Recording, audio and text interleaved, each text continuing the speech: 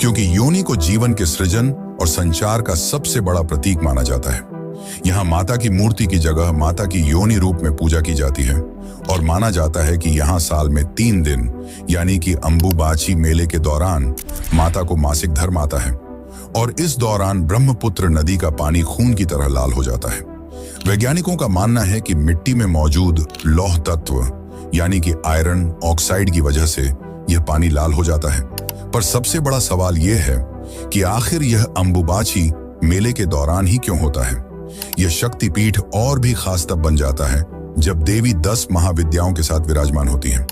आखिर ये 10 महाविद्याएं कौन सी हैं और इनकी ताकत क्या है और क्यों तांत्रिक यहाँ आकर काला जादू करते हैं। आखिर क्यों माता ने अपने सबसे प्रिय तांत्रिक का सिर धड़ से अलग कर दिया और इतिहास में ऐसा क्या हुआ कि मां कामाख्या ने असम के राजवंश को श्राप दे दिया जिससे सदियों बाद भी उनका मंदिर में प्रवेश निषेध है।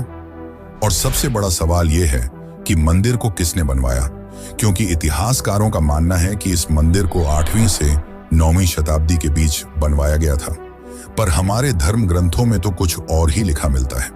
तो आज की इस डॉक्यूमेंट्री में हम आपको बताने वाले हैं कामाख्या मंदिर का इतिहास और इससे जुड़े कई चौंकाने वाले रहस्य जो आपके होश उड़ा देंगे, क्योंकि यह सिर्फ एक मंदिर नहीं बल्कि काले जादू की साधनाओं का गढ़ भी है जहां दूर दूर से तांत्रिक साधना करने आते हैं। तो चलिए जानते हैं इन रहस्यों। कालिका पुराण और तांत्रिकों की प्राचीन ग्रंथ योगिनी तंत्र में भी मिलता है। कालिका पुराण के अनुसार माता सती ने अपने पिता के विरोध के बावजूद भगवान शिव से विवाह किया था। इस विवाह से उनके पिता दक्ष अत्यंत क्रोधित हो गए और उन्होंने अपनी पुत्री के इस विवाह को अस्वीकार कर दिया। कुछ समय बाद दक्ष ने एक भव्य यज्ञ का आयोजन किया जिसमें सभी देवी देवताओं, यक्षों, ऋषियों और शक्तिशाली राजाओं को आमंत्रित किया गया, लेकिन उन्होंने शिव को निमंत्रण नहीं भेजा। जब माता सती को इस बात का पता चला तो वे अत्यंत क्रोधित हो गईं और शिव के मना करने के बावजूद अपने पिता के यज्ञ स्थल पर जा पहुंची। वहां जाकर उन्होंने अपने पिता से कहा, आपने सभी देवी देवताओं को बुलाया पर शिव जो स्वयं सृष्टि के पालनहार हैं उन्हें निमंत्रण नहीं दिया।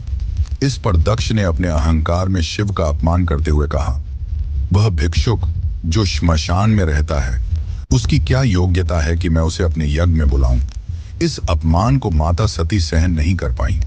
उनका हृदय व्यथित हो गया और उन्होंने स्वयं को समर्पित कर दिया। जब शिव को इस घटना का पता चला तो वे क्रोध से भर गए और उन्होंने दक्ष का वध करने के लिए वीरभद्र को उत्पन्न किया। वीरभद्र ने एक ही झटके में दक्ष का सिर उसके धड़ से अलग कर दिया। फिर शिव सती के विरह में उनके मृत शरीर को लेकर पूरे